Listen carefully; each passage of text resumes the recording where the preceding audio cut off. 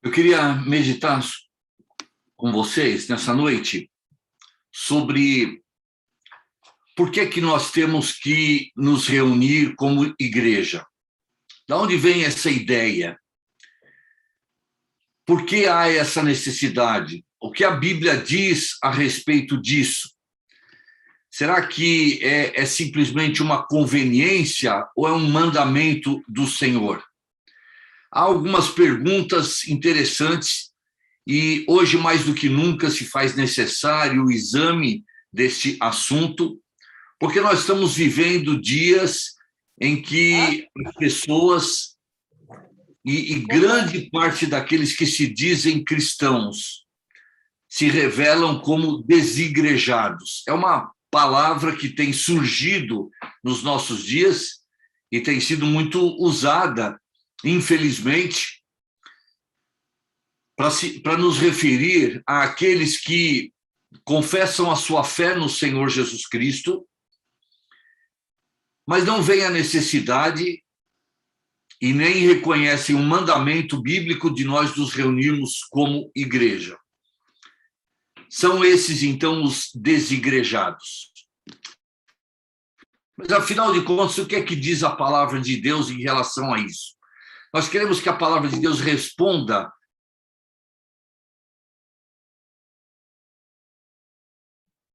Davi, o teu microfone cortou.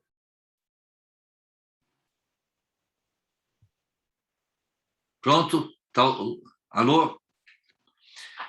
Queremos que a palavra de Deus, então, responda a algumas questões que nós podemos fazer em relação a isso. É necessário ao cristão reunir-se com outras pessoas? Uma outra questão que nós podemos pensar é: se nós reconhecemos a necessidade de nos reunirmos, em que igreja o cristão deve reunir-se? Ou, com outras palavras, quais os critérios que nós devemos levar em conta ao escolher uma igreja onde nós vamos nos reunir? E sabe por que essas questões são necessárias? Porque talvez nós venhamos de uma igreja tradicional, um grupo que a nossa família se reunia, ou talvez nós tenhamos amigos de outras igrejas, e hoje em dia nós vemos uma variedade tão grande de tipos de igrejas. E não só tipos de igrejas, mas o que é anunciado através de cada uma dessas igrejas. Essa postagem dá para ver, dá para ter uma ideia do número de igrejas, inclusive chamadas evangélicas, aqui no nosso país. E, na verdade, algumas delas ensinam: venha para a nossa igreja porque você vai ter ali a cura, a libertação de alguma doença. Outras igrejas anunciam: venha se reunir conosco e você vai conhecer a prosperidade material, né? E ainda há um grupo de igrejas que anunciam: venha conhecer a salvação eterna através de Cristo Jesus. Agora, com tantas ofertas e tantas mensagens atrativas que nós recebemos, a pergunta é: em qual dessas igrejas eu vou me reunir? Com qual grupo eu vou me filiar? E vou me tornar membro? As mensagens convidativas são as mais variadas possíveis. E agora eu tenho que tomar uma decisão. Mas eu quero convidar você nessa noite para tomar essa decisão de onde se reunir e com quem se reunir, examinando alguns critérios bíblicos para que você possa tomar essa decisão. Não por uma simples conveniência sua, mas à luz da palavra de Deus. E sabe, quando nós tomamos as nossas decisões baseadas, pautadas na palavra de Deus, nós vamos não somente estar fazendo aquilo que agrada ao Senhor, mas aquilo que será o melhor para cada um de nós também. Então, inicialmente, eu quero ver com vocês, primeiro, que é mandamento de Deus, e a Bíblia diz isso claramente, que os cristãos, aqueles que já se arrependeram do seu pecado e já creram em Cristo como seu Salvador, é vontade de Deus, é mandamento de Deus que os cristãos se reúnam como igreja local. E eu quero examinar alguns trechos com vocês. O primeiro está na carta aos Romanos, capítulo 16. E quando Paulo escreve esta carta a um grupo de cristãos que moravam na cidade de Roma, ele menciona vários grupos naquela cidade que se reuniam. Por exemplo, no verso 3, ele diz: saudai Priscila e Áquila, meus cooperadores em Cristo Jesus, os quais pela minha vida arriscaram a sua própria cabeça. E isto lhes agradeço, não somente eu, mas também todas as igrejas dos gentios. Saudai igualmente a igreja que se reúne na casa deles. Perceberam? Priscila e Áquila eram um casal muito amigos de Paulo.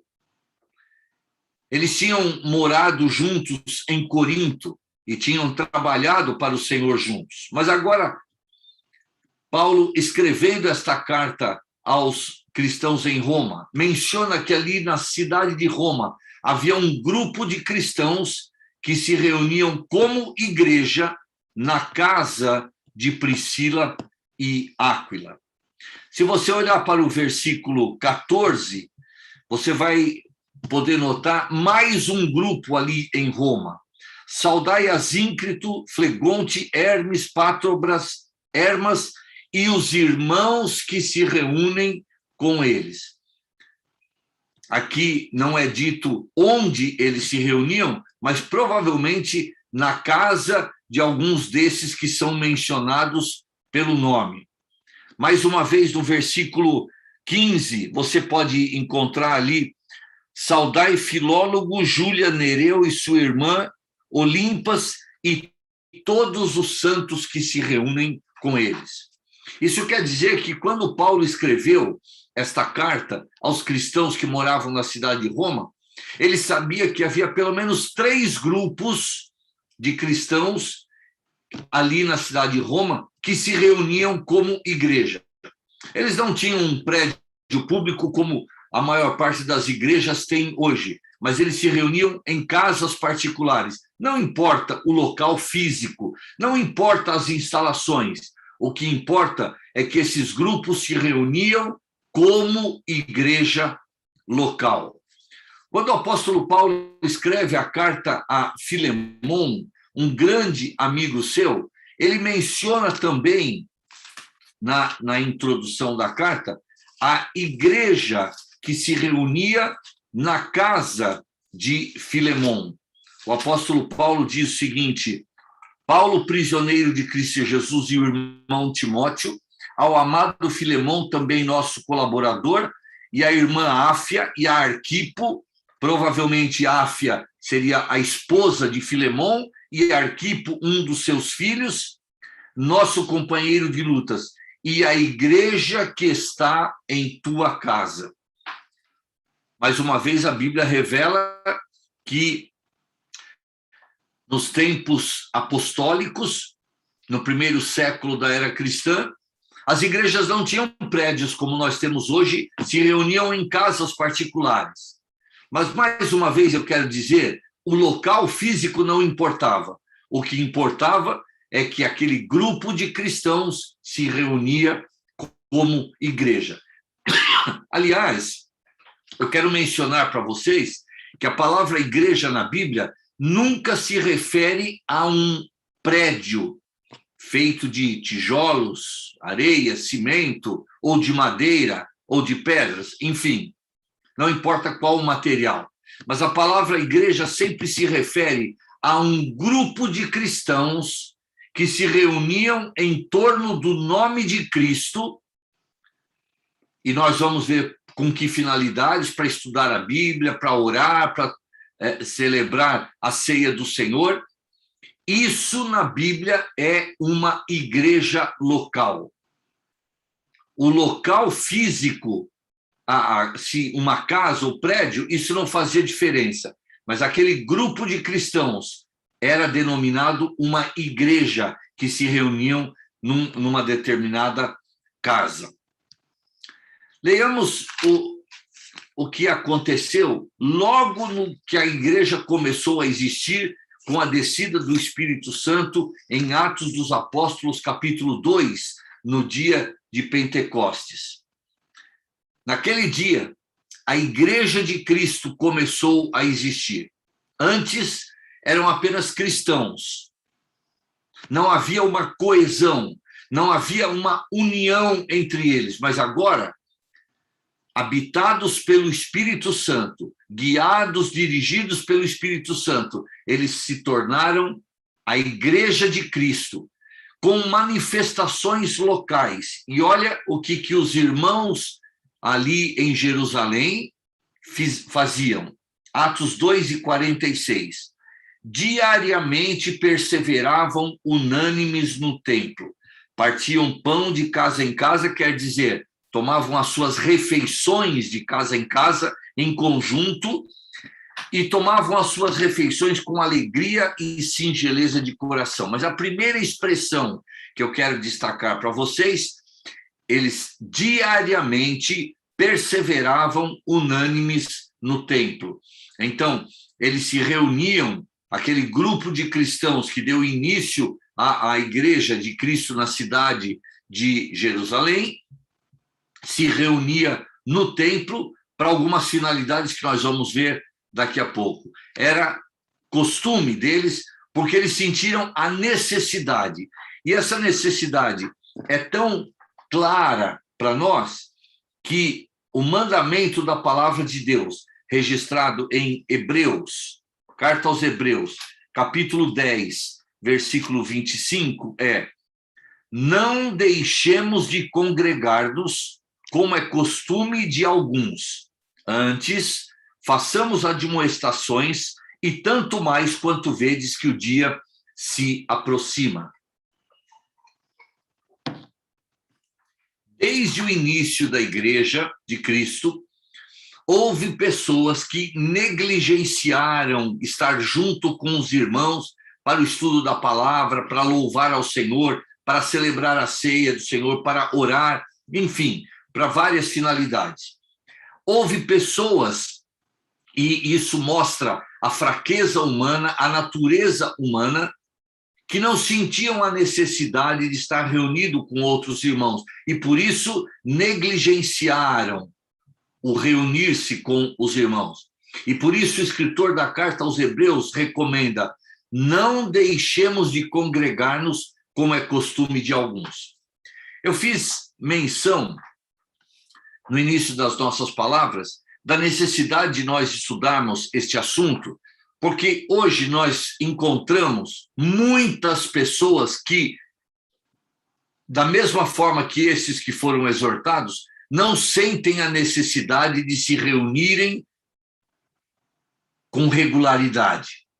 Às vezes vão numa reunião, faltam um mês, aparecem em outra reunião, e especialmente nesses dias agora, saindo de uma pandemia, nós temos visto isso com muita frequência, esse tipo de pessoas aparecerem com muita frequência. E conversando com irmãos de várias localidades, nós temos percebido que este é um problema que tem se generalizado. Cristãos estão negligenciando o privilégio e a bênção de nos reunirmos como igreja, para várias finalidades espirituais. Mas a palavra de Deus deixa bem claro: essa não deve ser uma prática de cristãos. Não deixemos de congregar-nos. E se você, meu prezado irmão, minha prezada irmã, que está me ouvindo e vendo nesta noite, tem esse costume, mude esse costume. Porque a exortação da palavra de Deus é: não deixemos de congregar-nos. Mas talvez você esteja pensando, mas os cristãos se reuniam e nós devemos nos reunir também, nos congregar, para fazer o quê? Qual é a finalidade, ou quais são as finalidades das reuniões que os cristãos realizam? Muito bem, a palavra de Deus também nos revela para que os cristãos se reuniram. Vamos lá para Atos dos Apóstolos, capítulo 2, verso 42. Atos 2 e 42.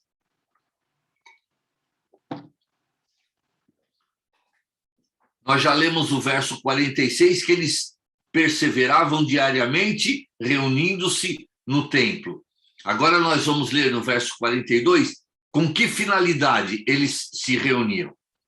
E perseveravam na doutrina dos apóstolos, e na comunhão, no partir do pão e nas orações. E eu quero mostrar para você pelo menos 4 finalidades, 4 razões pelas quais os cristãos, no primeiro século da existência da Igreja de Cristo, se reuniam. Primeiro, eles perseveravam na doutrina dos apóstolos. O que é a doutrina dos apóstolos? Bem, você se lembra que os apóstolos foram aquele grupo seleto, escolhido pelo próprio Senhor Jesus, e aqueles 12 homens caminharam 3 anos na presença do Senhor Jesus, vendo seus milagres, ouvindo seus ensinos, conversando com o Senhor, indo onde o Senhor ia. Eles foram, vamos dizer assim, sombras do Senhor Jesus durante 3 anos do ministério público do Senhor. E por quê eles acompanharam o Senhor nestes 3 anos? Porque depois da subida do Senhor ao céu, da ascensão do Senhor, eles foram designados pelo próprio Senhor para passar adiante os ensinos que eles receberam. E eles passaram para a próxima geração os ensinos de 2 maneiras. Oralmente, ensinando as pessoas da sua geração. E eles foram usados também pelo Espírito Santo e inspirados pelo Espírito Santo para escreverem o que nós temos hoje na Bíblia, os livros do Novo Testamento.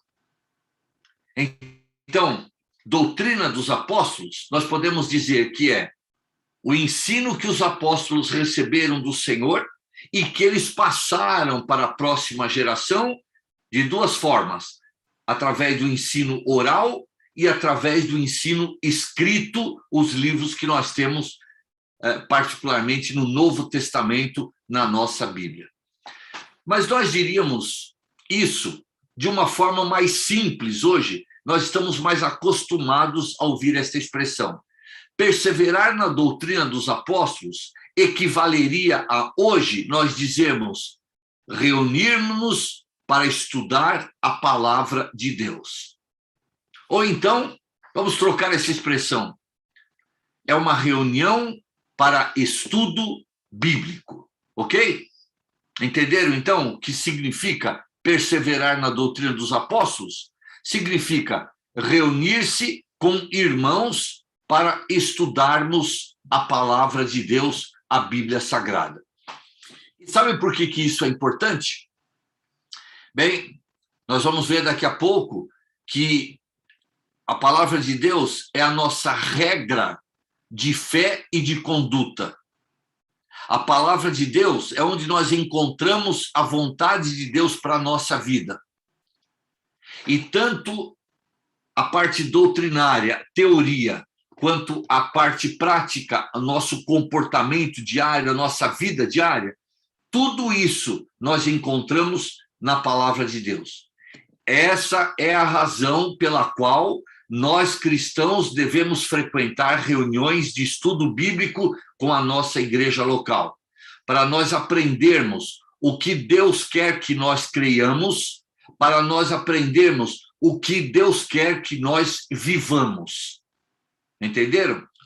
Teoria e prática do cristianismo nós encontramos na palavra de Deus. Agora, se nós não abrirmos a palavra de Deus e não estudarmos, nós não vamos conhecer nem a doutrina e nem a prática. E isso se faz necessário, é verdade, que nós podemos fazer o nosso estudo bíblico pessoal, diário, particular. É verdade, devemos fazer isso. Mas vocês vão admitir também que muitas coisas que nós lemos, nós não entendemos na palavra de Deus. E é preciso, então, nós nos reunirmos com a igreja, porque Deus tem dado a cada igreja local ensinadores, mestres da palavra, que vão abrir a palavra, vão explicar para o povo de Deus, para que o povo de Deus compreenda, então, a vontade de Deus para a sua vida particular. É de suma importância que cristãos se reúnam para estudar a Bíblia, para compreenderem a vontade de Deus. A segunda finalidade que nós encontramos aí no versículo é que aqueles que se converteram ali no dia de Pentecostes perseveravam também na comunhão. O que é a comunhão cristã? A palavra comunhão vem de uma palavra, uma raiz que significa ter algo em comum. Bem, a palavra de Deus nos mostra muitas coisas que nós cristãos temos em comum. Temos o mesmo Pai. Deus, o Pai, é Pai de todos nós que cremos em Cristo como nosso Salvador. Então, temos um Pai em comum. Temos um Salvador em comum. O Senhor Jesus Cristo é o Salvador de todos aqueles que se arrependeram e creram nele, na sua obra realizada ali na cruz do Calvário, em nosso lugar. Temos em comum também o mesmo Espírito Santo que habita em nós. E se somos filhos do mesmo Pai, então temos em comum o fato de pertencermos à mesma família, somos irmãos na fé. E que maravilha, porque nós temos irmãos na fé que, se não fosse o Evangelho, nós nem os conheceríamos. Mas, através do Evangelho de Cristo, nós não apenas conhecemos estes irmãos, mas nos tornamos membros da mesma família que eles. Coisa preciosa essa. E depois de tanta coisa em comum, a palavra de Deus diz que nós deveríamos nos reunir, nos congregar, para passar tempo juntos, compartilhando das experiências do nosso dia a dia. A terceira finalidade para a qual os cristãos devem se reunir, diz o verso 42, que eles perseveravam também no partir do pão. O partir do pão é uma expressão que a Bíblia usa referindo-se à reunião mais importante entre todas aquelas que os cristãos devem participar. Por quê? Nós encontramos a orientação para nossa participação nesta reunião na primeira carta aos Coríntios, capítulo 11. E você depois pode ler em casa esse capítulo a partir do verso 17, e você vai perceber que esta reunião foi estabelecida pelo próprio Senhor Jesus para que nós nos lembrássemos dele. E ele deixou para a realização dessa reunião 2 símbolos que deveriam ser partilhados pelos cristãos que se reúnem tomando parte nesta reunião.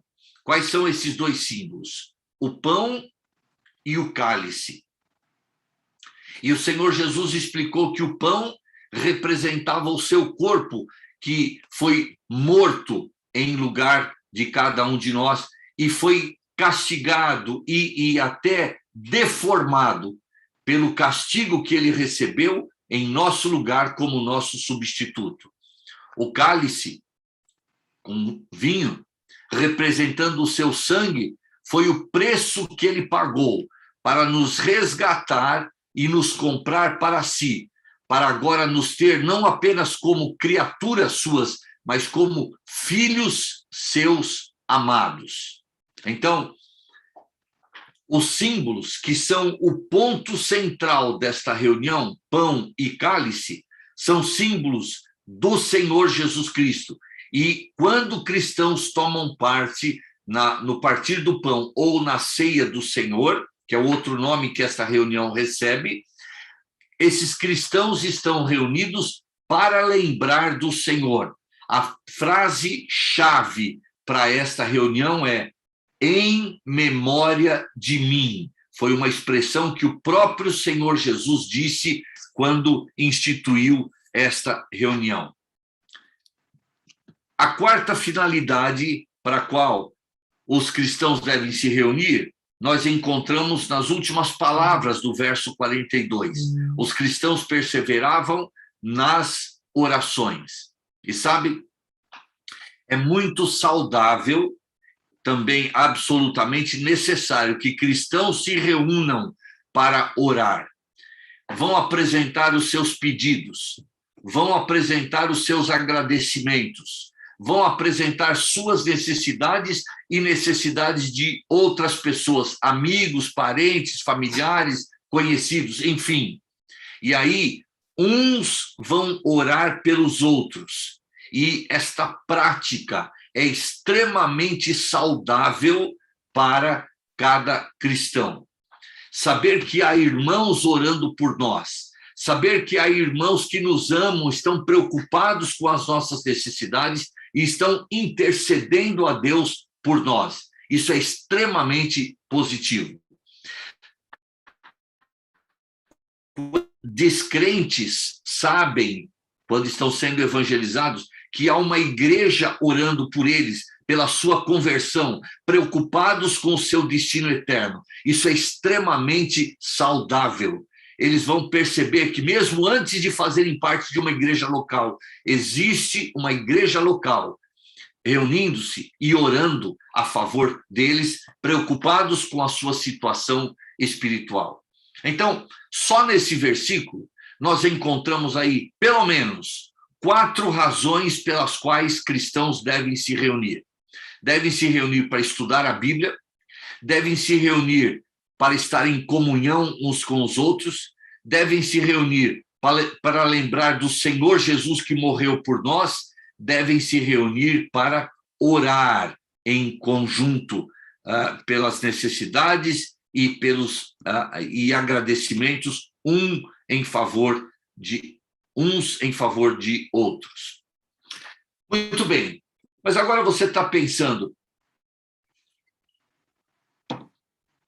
como é que eu vou saber com qual grupo eu devo me reunir? Como é que eu vou escolher? Será que o critério conveniência, por exemplo, ter uma igreja na esquina da minha casa, será que isso é suficiente para eu me reunir com eles? Ou então, aquela igreja tem uma programação musical interessante, tem uma banda que toca, tem bastantes instrumentos. Esses devem ser os critérios que a Bíblia aponta para eu me escolher um grupo com o qual eu vou me reunir? Não. Mas eu quero apontar para vocês, então, critérios bíblicos que devem nortear a sua escolha, onde você vai se reunir e com quem você vai se reunir. O primeiro critério bíblico é exatamente diz respeito à Bíblia. Vamos olhar para 2 Timóteo, capítulo 3, versículos 16 e 17. Toda a Escritura é inspirada por Deus e útil para o ensino, para a repreensão, para a correção, para a educação na justiça, a fim de que o homem de Deus seja perfeito e perfeitamente habilitado para toda boa obra.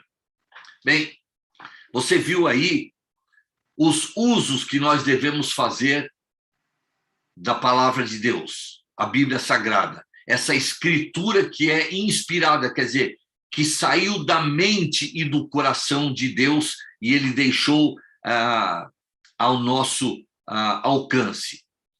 Ela é útil para nos ensinar, ela é útil para nos repreender, ela é útil para nos corrigir, ela é útil para nos educar na justiça, a fim de que nós sejamos completamente preparados para a obra de Deus. E sabe de uma coisa? O cristão verdadeiro não precisa de mais nada do que a palavra de Deus. Nela nós encontramos toda a orientação de Deus para a nossa vida. Nela nós encontramos toda a vontade de Deus para todos os setores da nossa vida, para a vida profissional, para a vida conjugal, para a vida familiar, para a vida profissional, para a vida educacional, enfim, para a vida financeira. Nós encontramos a orientação de Deus completa dentro da sua palavra. O verdadeiro cristão, ele não vai buscar em outra literatura, de forma que possa colocar outra literatura no mesmo pé de igualdade que a palavra de Deus. Eu não estou dizendo que os cristãos não devemos ler livros, bons livros. Ao contrário, a Bíblia mesmo, e o apóstolo Paulo nos dá o exemplo de que ele era um leitor ávido por bons livros. Mas deixe-me dizer uma coisa: nenhum livro escrito por homens deve ser colocado no mesmo pé de igualdade, com a mesma autoridade do que a palavra de Deus.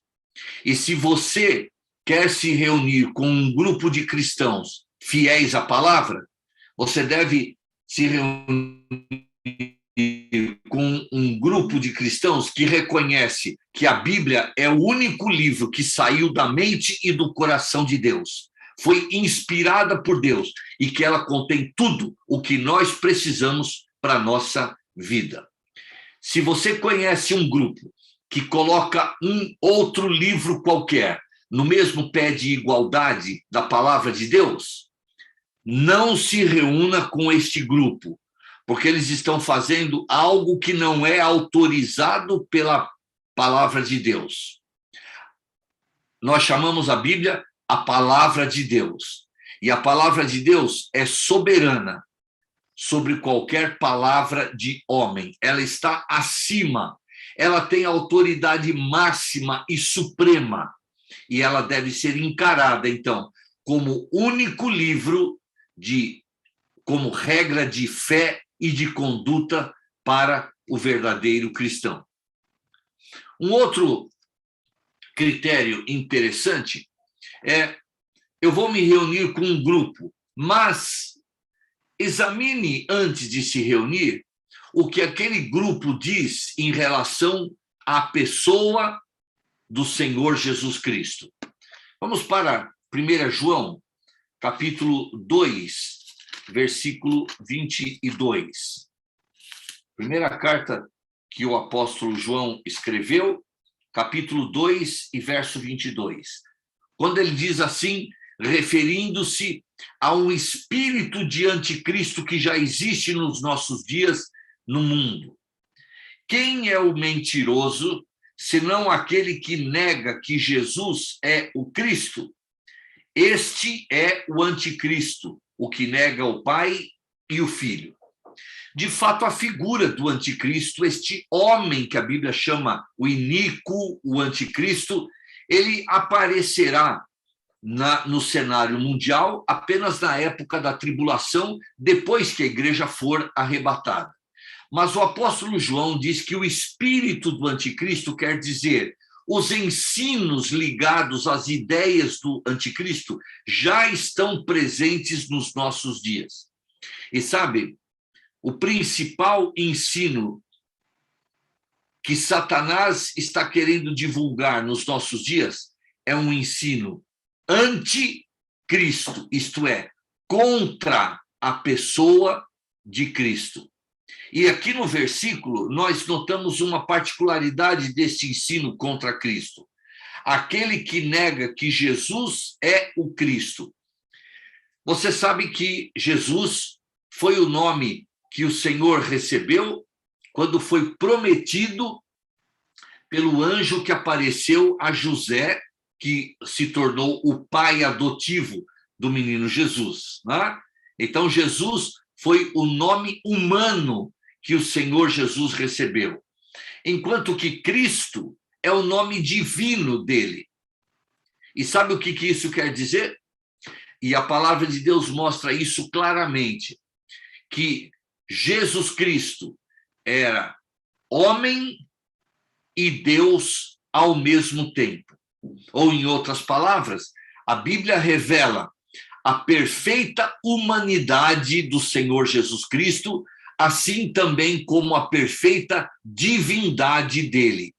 Ele não era 50% homem, 50% Deus, não. Ele era 100% homem, 100% Deus. Nós encontramos inúmeras provas disso na palavra de Deus. Eu vou citar apenas algumas para vocês. Que provas a Bíblia nos dá da humanidade do Senhor Jesus perfeita? A Bíblia nos diz que o Senhor Jesus sentiu fome. A Bíblia nos diz que o Senhor Jesus sentiu sede.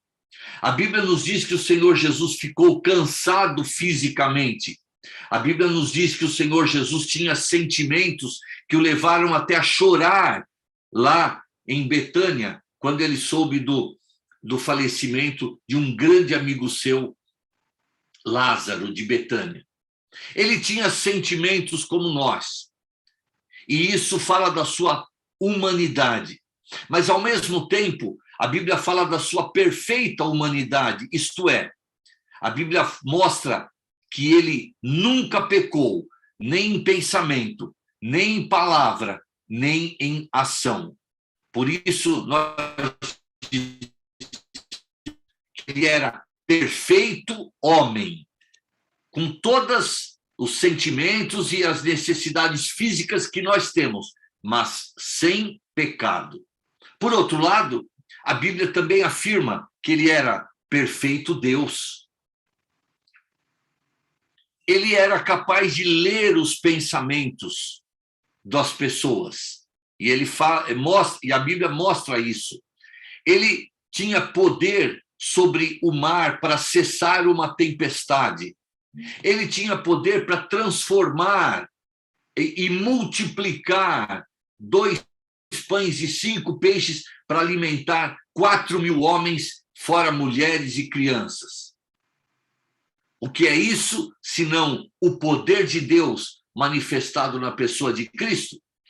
Juntando tudo isso, então, nós dizemos que o Senhor Jesus Cristo era 100% homem, perfeito homem, 100% Deus, perfeito Deus. Talvez nós não possamos entender isto, mas a Bíblia nos revela isso, e pela fé na palavra de Deus, nós cremos nestas verdades acerca da pessoa do Senhor Jesus Cristo.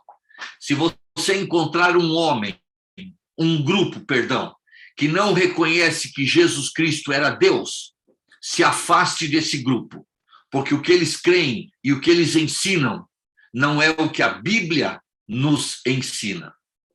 Um terceiro critério que eu quero apresentar para vocês é em relação à obra de Cristo. Note bem os critérios básicos que nós devemos levar em conta antes de nós nos reunirmos com o grupo. Nós devemos saber se aquele grupo reconhece que a Bíblia é a única regra de fé e conduta.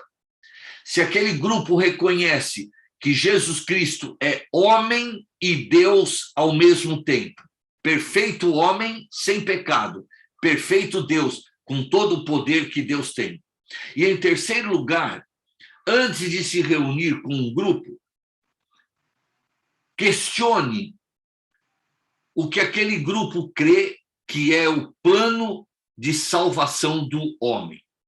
Porque quando o apóstolo Paulo esteve ali na região da Galácia, e ele pregou o evangelho de Cristo, depois ele precisou se ausentar, e falsos mestres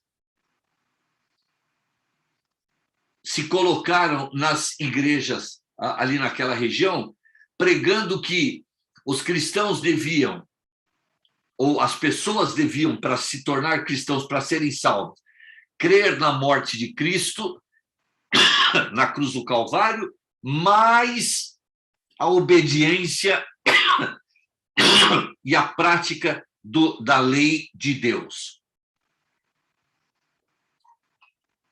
A lei que Deus havia dado a Moisés para que ele compartilhasse com o povo de Israel. Então, veja, essa ideia não faz da obra de Cristo realizada ali na cruz do Calvário único meio de salvação, mas reconhece que o homem pode fazer alguma coisa para merecer a salvação. E escrevendo aos Gálatas, em relação a essa questão, eu quero ler capítulo 3 da carta aos Gálatas com vocês, o versículo 26. Gálatas, capítulo 3, versículo 26. Depois, você tendo tempo, pode ler os outros versículos aí, mas eu não quero lê-los hoje, vou deixar que você leia na sua casa. Preste atenção, Gálatas 3 e 26. Pois todos vós sois filhos de Deus, mediante a fé em Cristo Jesus. Sabem o que a Bíblia nos diz claramente? Não há salvação a não ser pela fé em Cristo Jesus. O Senhor Jesus mesmo já tinha dito isso, quando ele afirmou: eu sou o caminho, a verdade e a vida. Ninguém vem ao Pai senão por mim. Então preste bem atenção. Não é uma igreja que salva. Não é uma pessoa que salva. Não é a guarda de mandamentos que nos salvam. Nada disso salva. A Bíblia afirma claramente que a nossa salvação é única e exclusivamente pela fé na morte de Cristo substitutiva, quer dizer, em lugar do pecador ali na cruz do Calvário. E se você quer se reunir com um grupo que não reconhece que é só crer, mas o homem tem que fazer mais alguma coisa para ser salvo, sabe o que é que Paulo diz na carta aos Gálatas, capítulo 1? Ainda que nós, ou mesmo um anjo vindo do céu, vos pregue evangelho que vá além do que vos anunciamos, seja anátema. E a palavra anátema é uma palavra muito forte que significa seja maldito. Maldito é aquele que anuncia que as pessoas podem ser salvas por crer em Cristo mais alguma coisa. Não, na verdade, nós não podemos, não devemos acrescentar nada à obra realizada por Cristo na cruz do Calvário. Mas o que as pessoas devem fazer para serem salvas é arrepender-se dos seus pecados e crer na morte de Cristo em seu lugar ali na cruz central do Calvário. Estes são 3 critérios básicos que nós devemos levar em conta antes de nos reunirmos com um grupo. Primeiro, saber se aquele grupo reconhece que a Bíblia é a única regra de fé e conduta. Segundo, saber se aquele grupo reconhece que Jesus Cristo é perfeito homem e perfeito Deus ao mesmo tempo. Terceiro, saber se aquele grupo reconhece que somente a fé na obra realizada por Cristo na cruz do Calvário é suficiente e poderosa para salvar o pecador da condenação eterna. Mas, além desses critérios básicos, eu quero mencionar alguns outros critérios que nós vamos chamá-los de secundários, para que você também tome a decisão de onde e com quem se reunir. Colossenses capítulo 1, versos 18 e 19, apontam o fato de que o Senhor Jesus Cristo é o cabeça da igreja. Na verdade, a carta aos Colossenses foi escrita com essa finalidade, para falar da preeminência de Cristo, para mostrar o fato de que ele é o cabeça da igreja. lemos no verso 18, ele é a cabeça do corpo da igreja. E na carta aos Efésios, capítulo 1, versículos 22 e 23, nós lemos o fato de que a igreja é chamada o corpo de Cristo. Verso 22, nós lemos: e pôs todas as coisas debaixo dos pés, e para ser o cabeça sobre todas as coisas o deu à igreja, a qual é o seu corpo. Se você juntar, então, a verdade ensinada na carta aos Colossenses, Cristo é o cabeça da igreja, com a verdade ensinada na carta aos Efésios, a igreja é o corpo de Cristo, você vai ver, então, perceber que a união daqueles que creem em Cristo como Salvador, com Cristo, forma, então, a igreja de Cristo. Ele é o cabeça e cada um que crê é um membro desse corpo, destinado e preparado por Deus para realizar a sua obra aqui na Terra. Muito bem. Agora preste bem atenção. Se o grupo com o qual você vai se reunir tem um outro homem como cabeça da igreja, cuidado. Não é isso que a Bíblia ensina. A Bíblia ensina que a igreja de Cristo tem apenas um cabeça, um chefe, e esse é Cristo, o Senhor. O cabeça nos céus, a igreja na terra, mas em perfeita comunhão e união espiritual com ele. Nós admitimos pela Bíblia a existência de apenas um cabeça na igreja de Cristo.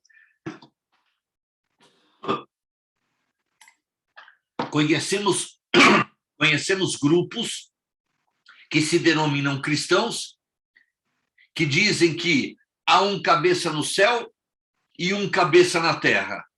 A Bíblia não ensina isso.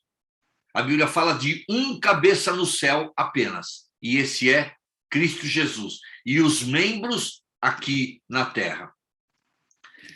Um outro critério que eu quero apresentar para vocês, 1 Pedro, capítulo 2, carta de 1 Pedro, capítulo 2,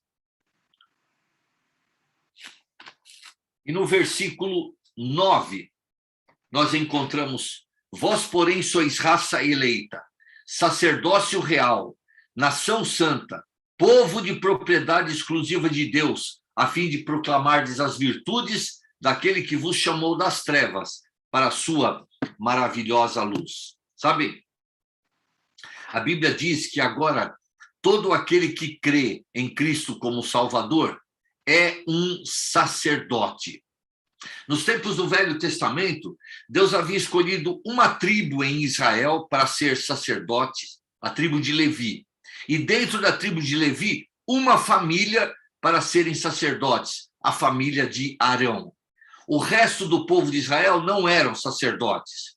Mas agora, na igreja de Cristo, cada salvo, cada cristão, cada crente no Senhor Jesus é um sacerdote e pode e deve oferecer sacrifícios agradáveis a Deus. Nós não devemos ter a figura de um homem que é o chefe da igreja local e ele é o único sacerdote, porque agora todo cristão verdadeiro é um sacerdote. Em Efésios capítulo 4, nós lemos que há um só corpo, nós já sabemos que esse corpo é a igreja, um só cabeça, sabemos que esse cabeça é o Senhor Jesus Cristo que está nos céus, e Efésios 4 também diz que há um só Espírito, e sabe de uma coisa? Ele é fundamental, não apenas como habitando em cada cristão, mas nos guiando dentro da vontade de Deus. E quando o apóstolo Paulo escreveu a segunda carta aos Coríntios, no capítulo 3, verso 17, ele mostra isso. E a direção do Espírito é fundamental para que nós entendamos e cumpramos a vontade de Deus na nossa vida. Finalmente, nós queremos dizer para vocês: leve em consideração esses critérios bíblicos para você escolher onde e com quem você vai se reunir. Não pense apenas na conveniência, talvez uma igreja próxima da sua casa. Não pense, qualquer igreja serve, não é assim. Não pense também que a igreja que tem uma grande banda, uma boa programação musical, esses não são critérios bíblicos. Se você quer se reunir de acordo com critérios bíblicos, pense nisso que nós tratamos hoje. Se você tiver qualquer dúvida, eu tenho colocado aí o meu telefone, que tem o WhatsApp, meu contato, e também o contato por e-mail. Tome nota. Qualquer dúvida, partilhe conosco. Peça algum outro esclarecimento de algum ponto que não ficou bem explicado ou que você não entendeu bem. Comunique conosco, teremos muito prazer em responder às suas dúvidas e apresentar dentro da palavra de Deus aquilo que Deus quer para você. Tenham todos uma boa noite, que Deus nos abençoe. Amém.